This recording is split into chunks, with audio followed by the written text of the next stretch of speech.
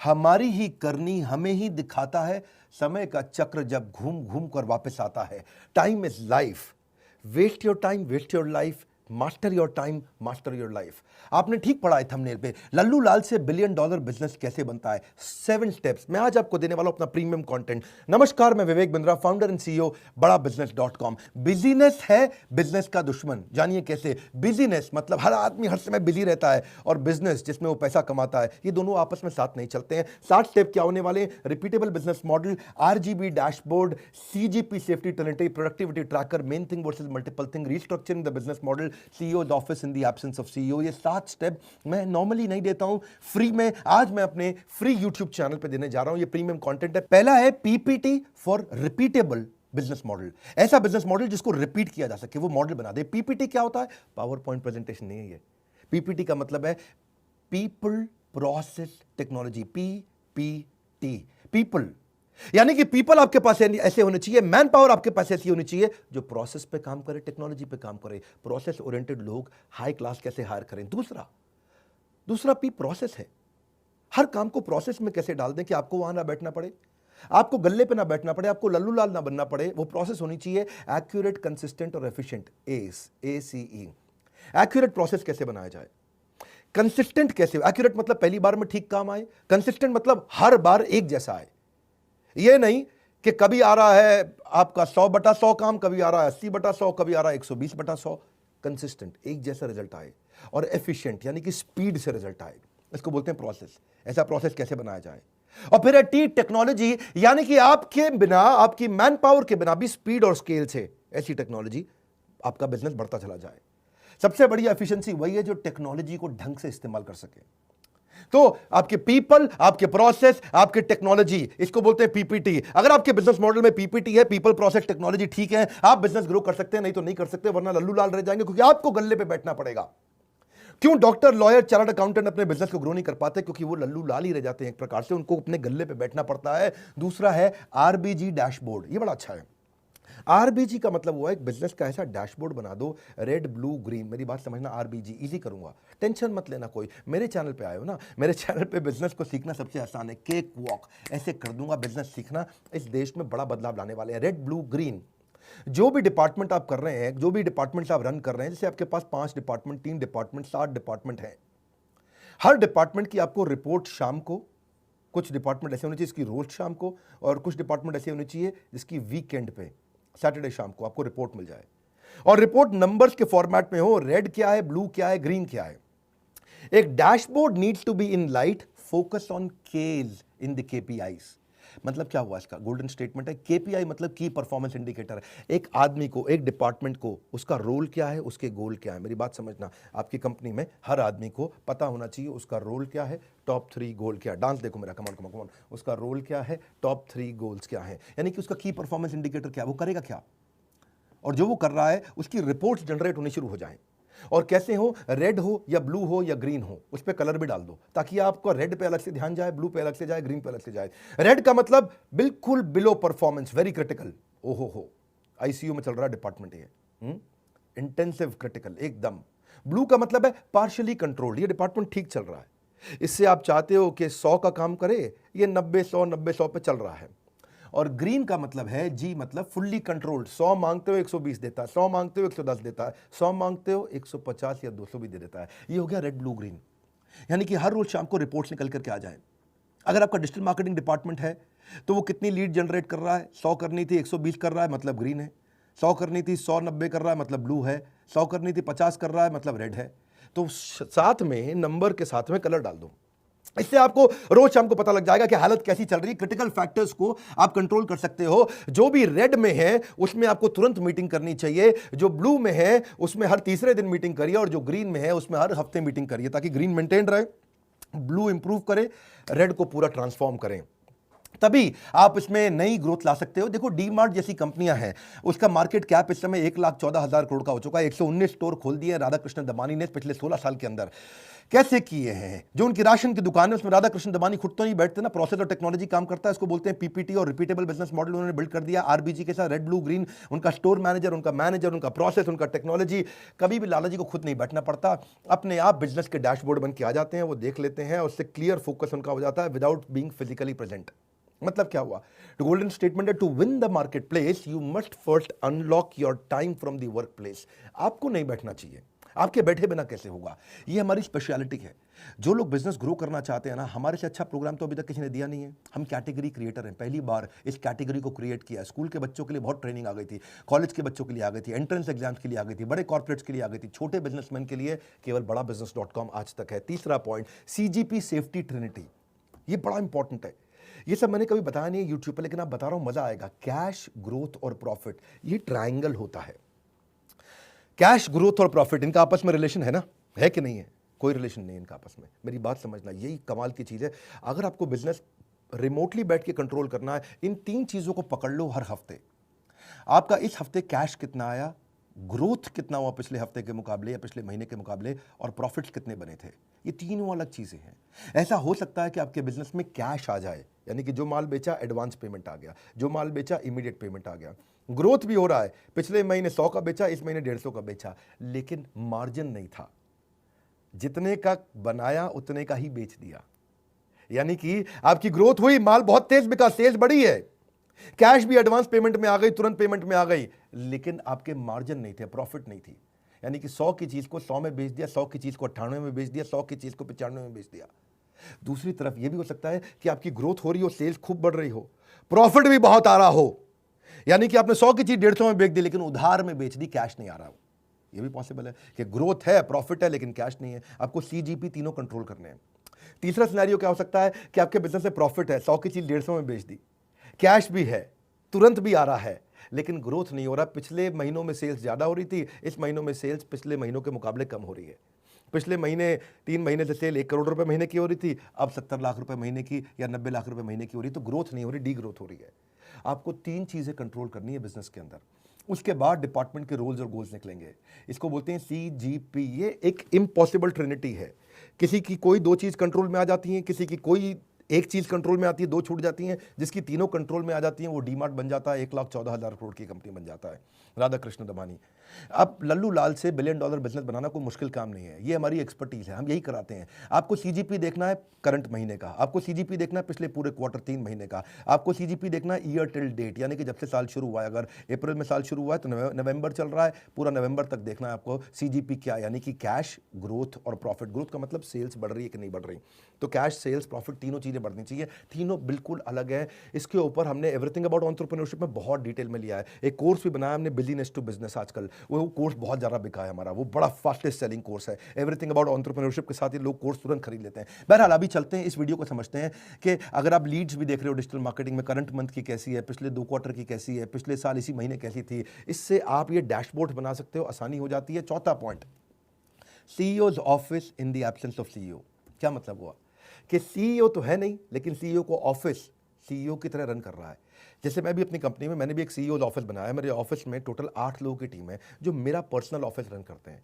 पूरी कंपनी का ऑफिस नहीं, ये मेरे 8 लोग ऐसे हैं जो मेरे एब्सेंस में, मेरे बिहाफ पे इस सारे डिपार्टमेंट्स को ड्राइव करते हैं।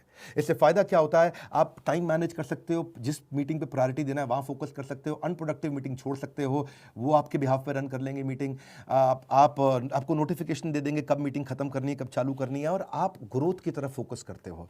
और अगर सीईओ ऑफिस नहीं रहता है तो सारे काम आपको खुद करने पड़ते हैं। अगर आपका ऑफिस आपके बिहाफ पे लोग ड्राइव नहीं कर रहे हैं, नहीं तो आपका डिक्लाइन रहेगा प्रॉफिट के अंदर, हमेशा प्रोडक्टिविटी नहीं बढ़ेगा। कभी आपका स्टॉक चोरी हो रहा है, कभी एम्प्लॉयज कुछ कर रहे हैं। देखो वो लोग जीवन में कुछ कर नहीं पाते जो कुछ करने से पहले ही डर जाते हैं।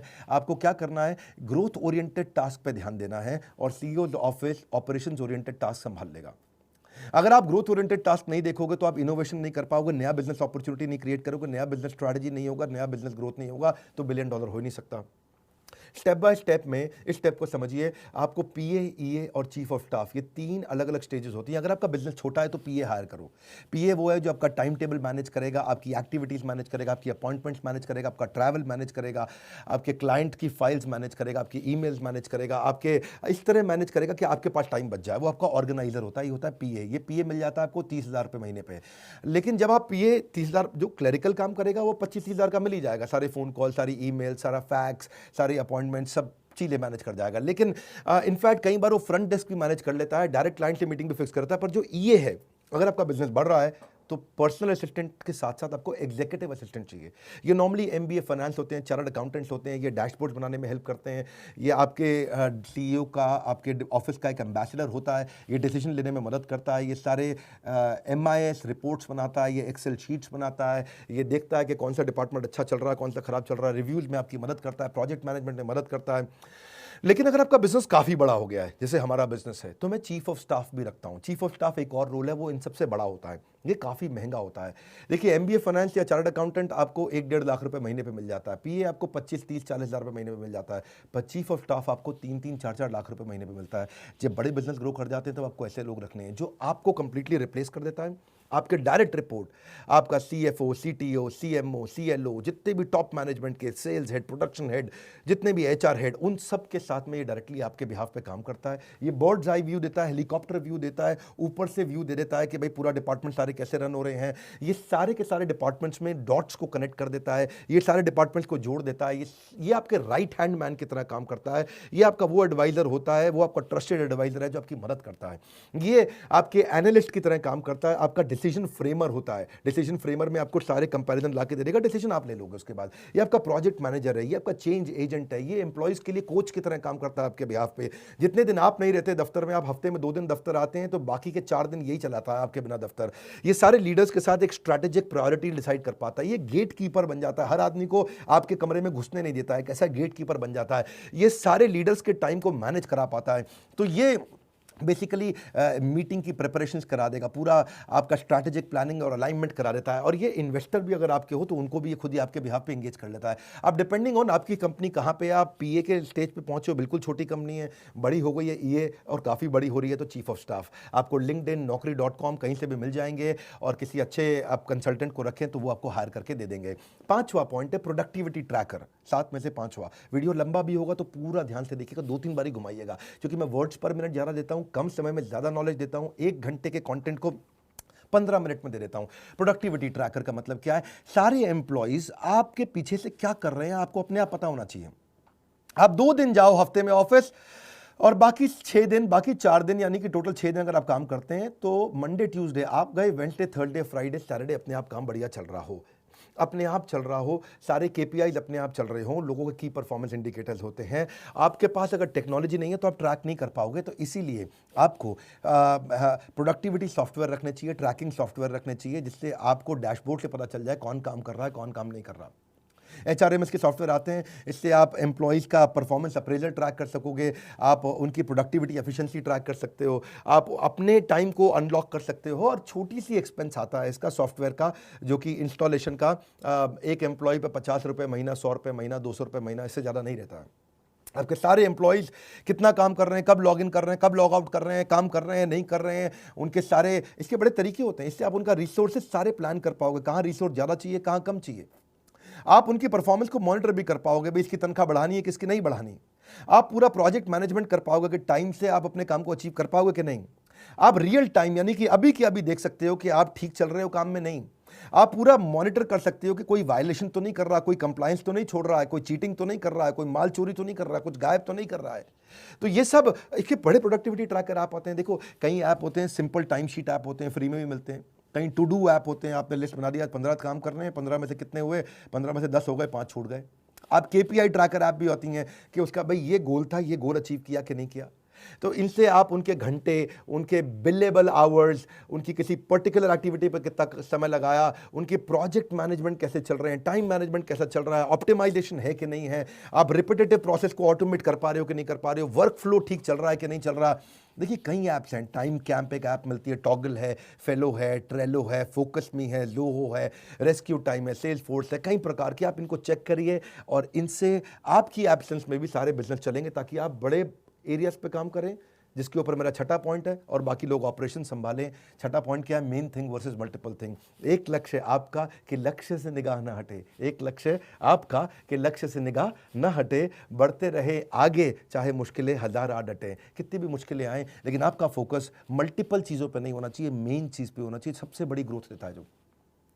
मैं रोज ऑफिस नहीं जाता, हफ्ते में एक दिन ऑफिस जाता हूँ, 5 दिन 6 दिन मैं अपने ही घर से काम करता हूँ। मेरे पास एक जगह है, घर है, जहाँ मैंने छोटा ऑफिस वहीं बना रखा है, यहीं स्टूडियो मैंने बना रखा है, मैं यहीं से काम करता हूँ। और कैसे कर पाता हूँ? क्योंकि मैं मेन थिंग पे काम करता हूँ, जहाँ से बड़ी ग्रोथ आती है। मेन थिंग का मतलब है activity, focused action, finished. Multiple thing का मतलब है कभी एक्टिविटी लिया, कभी ब्रेक लिया, नया ओरिएंटेशन, रीओरिएंटेशन, एक्टिविटी, ब्रेक, नया ओरिएंटेशन, रीओरिएंटेशन। दिमाग में 50 चीज़ें चलती है, मैं 50 काम नहीं, उस काम पे काम करता हूँ जिससे 50 के बराबर रिजल्ट एक बार में मिलता हो।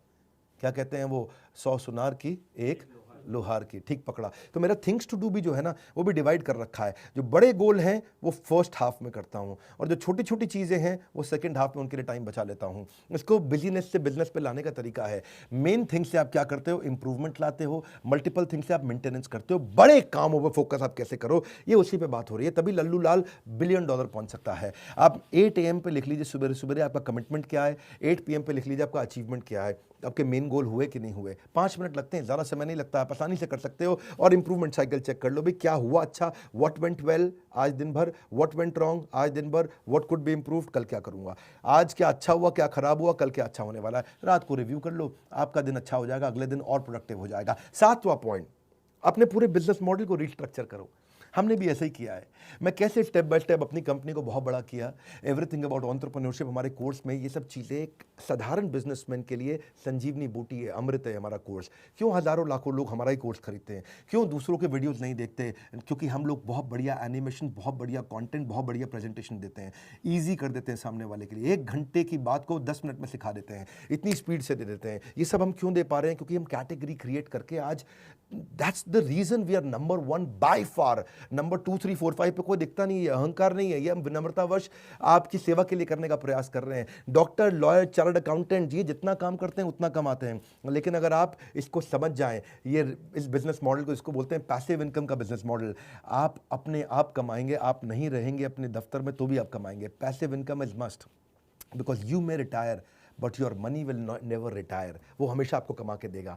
जो पैसिव इनकम, उसमें आपकी royalties, interest income, rental income, subscription income, business ownership income, ये सब आता है। लेकिन जो कमजोर बिजनेस है वो सेल्फ एम्प्लॉयड है, जितना देर गल्ले पे बैठेंगे उतना ही कमाएंगे, या फिर बेचेंगे तब कमीशन कमाएंगे, या फिर केवल नौकरी करते रह जाएंगे। फाइनेंशियल फ्रीडम लाने के लिए आपको पैसिव इनकम जनरेट करना है, और उसके लिए आपको केवल 6 प्रश्नों का उत्तर देना है। जो बिजनेस आप कर रहे हो उसके बिजनेस मॉडल में क्या आपको इमीडिएटली कैश मिलेगा कि नहीं मिलेगा? दूसरा, क्या आपके बिजनेस मॉडल में रेगुलर कैश मिल रहा है कि नहीं मिल रहा आपको? तीसरा, क्या आपको सस्टेन्ड कैश मिलेगा या कभी कम ज़्यादा होगा? चौथा, क्या कैश फ्लो बढ़ता बढ़ता बढ़ता मिलेगा या आगे चल के घटना लगेगा? और पांचवा, क्या आपका पर्सनल टाइम लगेगा कि नहीं लगेगा इसमें? क्या पर्सनल टाइम के बिना कर सकते हैं? चलो मैं 6 नहीं, पहले ये 5 ही प्रश्न दे रहा हूं आपको। ये 5 प्रश्नों को समझ लीजिए। क्या तुरंत कैश आ रहा है? क्या रेगुलर कैश आ रहा है? क्या टिका हुआ सस्टेन्ड कैश आ रहा है? क्या कैश बढ़ बढ़ के आएगा? और क्या आपको पर्सनल बैठे बिना आपके काम हो जाएगा? अगर अपने 5 का आंसर यस की जगह नो है तो बोर्ड लाइन नंबर पर फ़ोन करिए, और 5 में से अगर एक का भी आंसर नो है तो फ़ोन करिए, पूछिए कि कैसे एवरीथिंग अबाउट एंटरप्रेन्योरशिप आपकी ज़िंदगी बदल सकता है। और अगर 5 का आंसर यस है तो आपको हमारे कोर्स की आवश्यकता नहीं है, क्योंकि हमारा कोर्स आपको इन 5 के बाद उत्तर देता है कि इन 5 का आंसर कैसे निकालना है। यही हमारे एवरीथिंग अबाउट एंटरप्रेन्योरशिप में सारे बिलियनियर्स ने सिखाया, और यही मैं और हमारे सब्जेक्ट मैटर एक्सपर्ट प्रोफेसर लाके सिखाते हैं। एक रिक्वेस्ट करूंगा, ये 7 स्टेप्स को दोबारा 2-3 बार देखना पड़ेगा आपको, उसको रोक रोक के देखना पड़ेगा। नोट्स बनाइएगा, अपनी टीम के साथ ब्रेनस्टॉर्मिंग करिए, अपने लीडर्स के साथ ब्रेनस्टॉर्मिंग करिए। ये नॉर्मल मोटिवेशनल वीडियो नहीं था, ये जेन्युइन 7 स्टेप्स हैं जो जिंदगी बदल सकते हैं आपके। इस वीडियो को उसको शेयर करिए जिसको ये काम आ सकते हैं। हो सकता है ये वीडियो सब तक ना पहुंचे, क्यों नहीं आप शेयर करके अपने यारों दोस्तों में जिनको जिनको बिजनेस ग्रो करने में बहुत स्ट्रेस चल रहा है, उनको शेयर करिए प्रूवन 7 मेथड्स जो मैंने खुद यूज़ किए हैं और सारे टॉप बिलियनियर्स यूज़ करते हैं। मेरे सारे बिलियनियर प्रोफेसर्स के साथ मैं डिस्कशन करता हूँ, ये 7 स्टेप्स गेम चेंज कर सकते हैं। अगर आप नए आए चैनल पर सब्सक्राइब जरूर करिए, तो ऐसे वीडियोस मिस हो जाएंगे। लाइक करके उत्साह बढ़ाइए। हमारे साथ जुड़े रहने के लिए, हर बार वापस आके वीडियोस को देखने के लिए, दुनिया का नंबर 1 एंटरप्रेन्योरशिप यूट्यूब चैनल बनाने के लिए हृदय की गहराइयों से प्रेमपूर्वक बहुत बहुत धन्यवाद।